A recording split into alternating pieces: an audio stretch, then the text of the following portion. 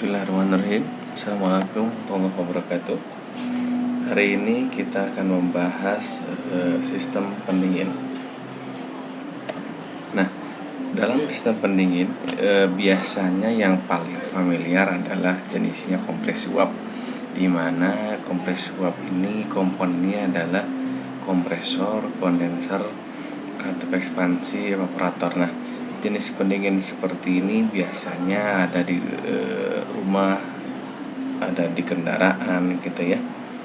Ini yang paling banyak digunakan di masyarakat. Nah, seperti yang kita ketahui, 4 komponennya adalah komponen utama. Kompresor sendiri dia berfungsi untuk menaikkan tekanan kompresi gitu ya. Kondenser ini untuk mengkondensasi uapnya, kita lihat di dalam siklus. Kemudian ekspansi katup ini untuk mengekspansi supaya suhunya lebih rendah. Evaporasi ini untuk penguapan gitu ya. Nah, kalau kita lihat secara langsung dalam siklus termodinamikanya seperti ini. Nah, 4 komponen tadi kita gambarkan terlebih dahulu untuk memudahkan dalam analisis dalam sebuah diagram siklus gitu ya. Bisa tergantung dari refrigeran yang dipakai. Ini kebetulan gambarnya R134A, jadi ini digambarkan dalam diagram R134A. Nah, kita lihat 4 komponen tersebut. Titik 1 dimulai dari keluar evaporator. Evaporator itu kalau Anda lihat di rumah itu yang posisinya di dalam ruangan gitu ya. Oke, keluar dari evaporator itu sudah dalam keadaan uap jenuh. Kenapa? Karena dia sudah diuapkan. Kalau di dalamnya sudah diuapkan, otomatis keluar dalam berbentuk uap jenuh. Nah, dari titik 1 ini, ketika sudah menjadi uap jenuh, artinya tidak ada komponen cairan di sana, maka dikompresi sehingga apa yang terjadi, tekanannya naik, temperatur naik sampai ke titik 2 ini. Di akhir rangka kompresi yaitu temperatur naik, tekanan pun naik, sehingga akan melebihi temperatur lingkungan luar gitu ya. Kemudian masuklah ke kondenser untuk dikondensasi, diembunkan. Nah, otomatis ini kan temperaturnya di atas temperatur lingkungan. Karena temperatur kondenser ini di atas temperatur lingkungan, otomatis temperatur tinggi bergerak ke temperatur rendah. Artinya apa? Artinya dia dalam kondenser ini didinginkan. Tapi kalau hanya mengandalkan temperatur luar, itu akan lama proses pendinginannya. Makanya di dalam sebuah kondenser, kalau kita lihat di luar ruangan gitu ya, itu suka dibantu dengan kipas untuk membantu proses pendinginannya, proses kondensasinya, sehingga keluar dari kondenser ini diharapkan sudah berbentuk cair jenuh. Nah, dari posisi titik 3 air kondenser ini, untuk mendapatkan efek pendinginan yang lebih, maka masukkan ke dalam sebuah katup pendingin, katup ekspansi. Supaya apa? Supaya temperaturnya lebih rendah dan tekanannya pun turun di dalam throttling ini. Nah, keluar dari katup ini dia sudah dalam keadaan campuran. Artinya apa? Dia ada uapnya, ada cairnya, tapi dengan keadaan temperatur lebih rendah dan tekanan lebih rendah. Nah, kemudian karena temperatur lebih rendah, tekanan lebih rendah, ketika dia masuk dalam evaporator, otomatis dia temperaturnya lebih rendah dari lingkungan, sehingga apa yang terjadi? Dalam evaporasi terjadi penguapan. Jadi di sini terjadi perpindahan kalor yang dari udara atau suhu temperatur lingkungan itu lebih tinggi, itu akan masuk ke dalam evaporator. Kenapa? Karena suhu di evaporator lebih rendah gitu ya. Nah, untuk mempercepat proses pendinginan biasanya dia menggunakan blower. Jadi yang kita rasakan adalah tiupan angin dari blower yang mengenai evaporator, di mana evaporator temperaturnya lebih rendah seperti itu. Nah, kemudian keluar dari evaporator sudah dalam berbentuk uap jenuh karena sudah diuapkan. Nah, simpelnya seperti itu untuk siklus dari kompresi uap gitu ya. Nah, untuk mempermudah kita coba lihat satu kasus. Ini suatu siklus kompresi uap menghasilkan 50 kW refrigerasi menggunakan refrigeran 22, bekerja pada suhu pengumuman 35 derajat Celcius dan suhu penguapan minus 10 derajat Celcius. Tentukan keadaan masing-masing titik. Oke, kita akan coba kerjakan di Excel. Oke, kita buat dalam Excel. Akar ada 4 titik, kita bikin 4 titik dulu. 1, 2, 3, 4 titik. Ini kanan, temperatur, entalpi, entropi. Oke, kita bikin 4 data komponen. Dari soal kita sudah ketahui ini, dia menggunakan refrigeran 22. Oke, kita terus dulu refrigeran 22. Oke. Kemudian suhu pengembunan 35, berarti pengembunan itu kan di sini ya. Oke, titik 3 adalah 35 derajat Celcius. Itu titik 2, ini meskipun lurus ini berbeda ya, beda temperatur antara 2 dan 3 karena garis temperatur itu yang warna biru. Lurus, sini lurus, tapi ke bawah tidak lurus langsung. Oke. Kemudian suhu penguapannya minus 10. Suhu penguapan itu di bawah 1 dan 4 sama, berarti minus 10 derajat. Minus 10 derajat. Oke. Ini data yang kita punya dari soal. Oke, kita akan cari 4 komponen ini. Ya. Kita gunakan tabel ini refrigeran 22. Oke, Anda bisa lihat datanya. Nah, yang titik 1 kita lihat titik 1 itu minus 10. Dari tabel minus 10. Nah, kebetulan ada, kita bisa ambil ini data minus 10. Untuk tekanannya 3,55 bar, kita bulatkan saja 3,55 bar. Kemudian entalpi titik 1 itu kan di daerah uap jenuh, berarti dia dalam kondisi vapor gitu ya. Ini entalpi saturated vapor, yang ini tarik ke bawah 246,15. 246,15. Oke. Entropinya sama, entropi vapor juga. Ini sebelah kanan SG. Yang gas kondisinya 0,9424. 0,9424. Oke, itu.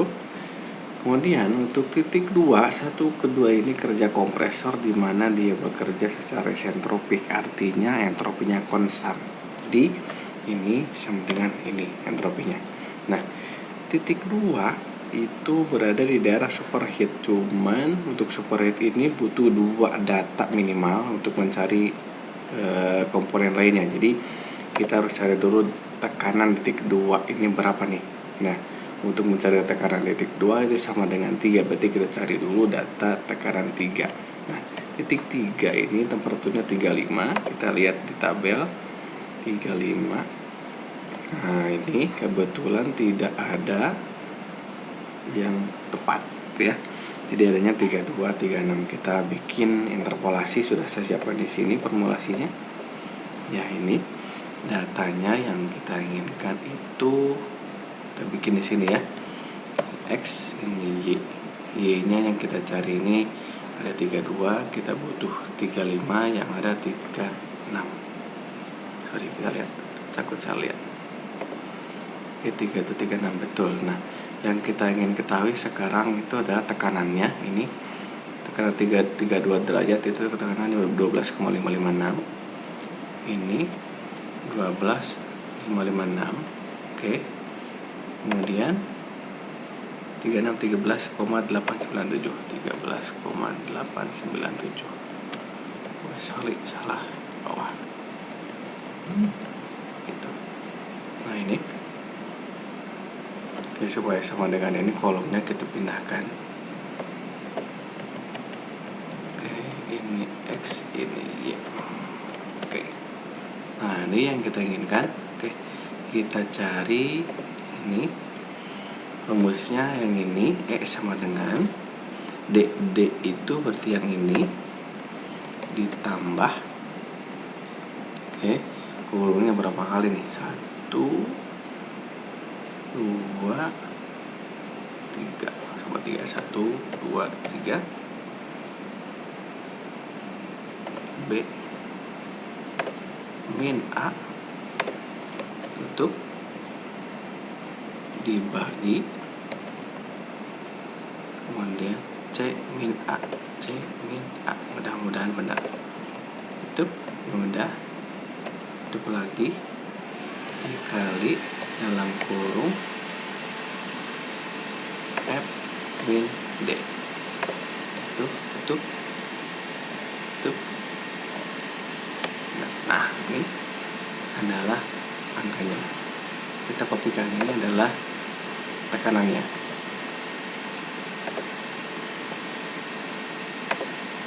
Oke, itu tekanannya. Kemudian entalpinya kita cari lagi sekalian.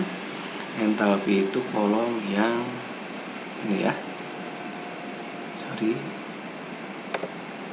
Entalpi titik 3 berarti daerah cair jenuh. Oke, daerah cair jenuh saturated liquid yang ini bawah 8414. Ini ubah 84,14. Kemudian ininya 89,29. Oke, nah ini entalpinya.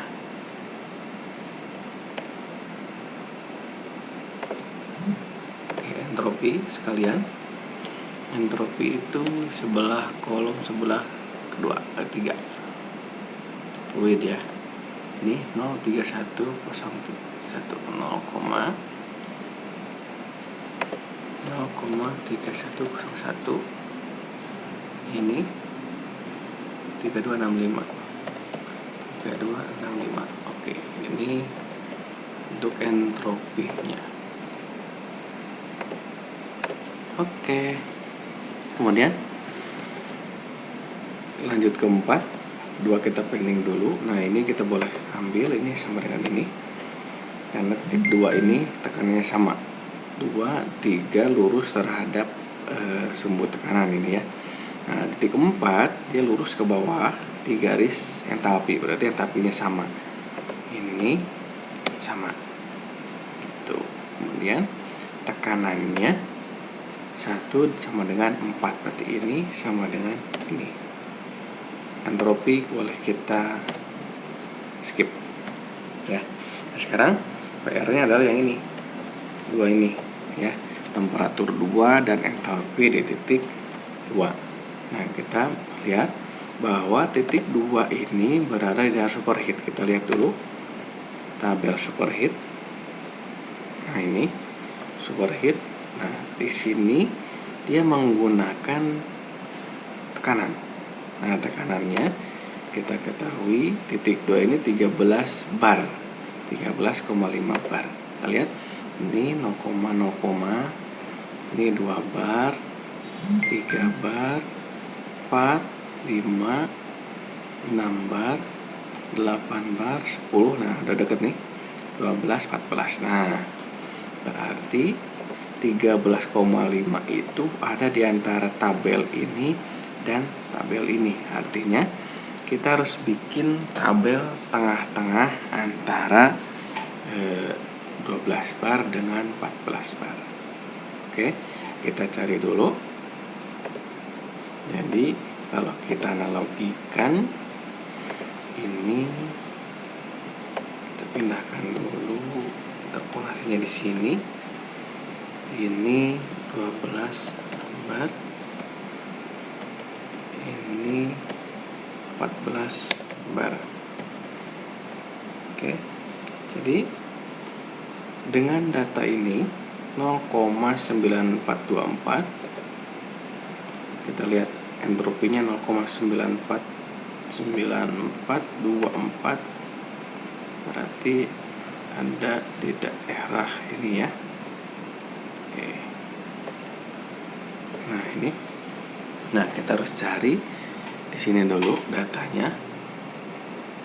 Kita butuh data entropi dan temperatur. Jadi kita cari dua itu. Oke, kita mulai dengan data entropinya, masukin. Entropinya itu sama dengan ini.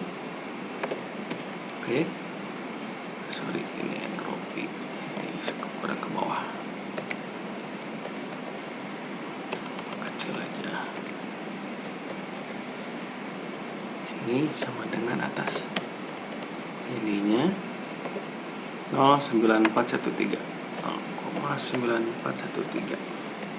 Bawahnya 0,9666. 0,9666.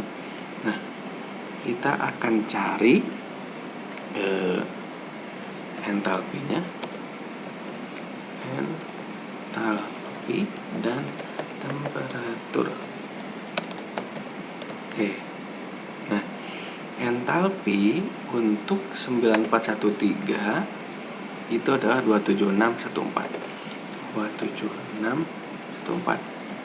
Kemudian 0,96 28443. 28443. Itu temperaturnya 5060. 5060. Nah, sorry di bawah. Nah, kita akan cari ini dulu. Kemudian nanti setelah dapat kita cari yang 14 bar ya sekalian. Entalpi,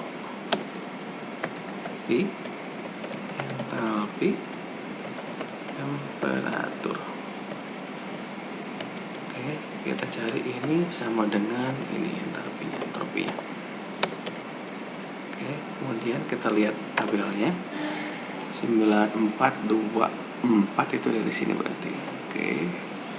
Nah, ini 9186 0,9186 9452 9452. Temperatur entalpinya 27281 27281. Kemudian 28153. 28153.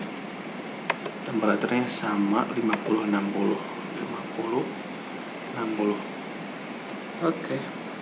Kita cari satu. Nah, ini formulasinya sama dengan tadi, sama dengan ini D itu ini kurung buka 1 2 3. Sorry, tambahnya kelewat, ditambah tuh 2 3 kurung B minus A tutup dibagi kurung C minus A, kurung lagi dikali dalam kurung F min D tutup. Oke, itu cukup juga ya. Oke, itu hasilnya. Sorry, nggak usah disimpan. Ini bisa nggak copy? Bisa. Oke, selesai. Nah, ini kan baru di 12 bar dan 14 bar. Kita akan cari untuk daerah tengahnya, yaitu sama dengan ini ya.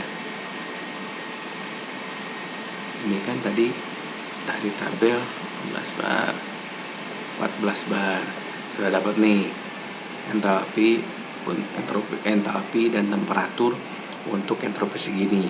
Nah, sekarang kita cari di tekanan ini. Oke, turun dikit. Nah,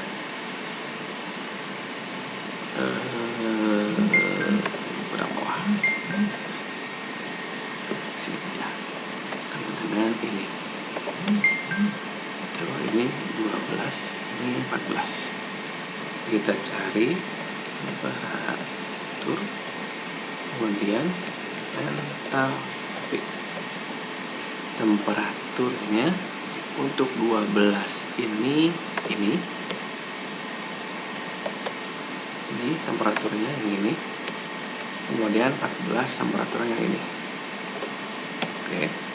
Entalpi temperatur 12 itu yang entalpi 12 bar itu yang ini. Entalpi 14 itu yang ini.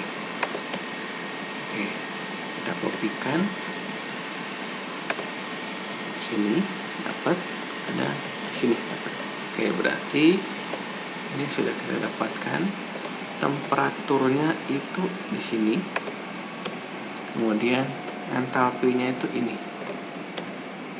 Oke, jadi kita sudah dapat ini poin-poinnya. Nah, itu untuk mencari data masing-masing titik dalam sistem pendingin, dalam hari ini sistem kompresi uap. Oke, terima kasih, sampai ketemu lagi di sesi berikutnya.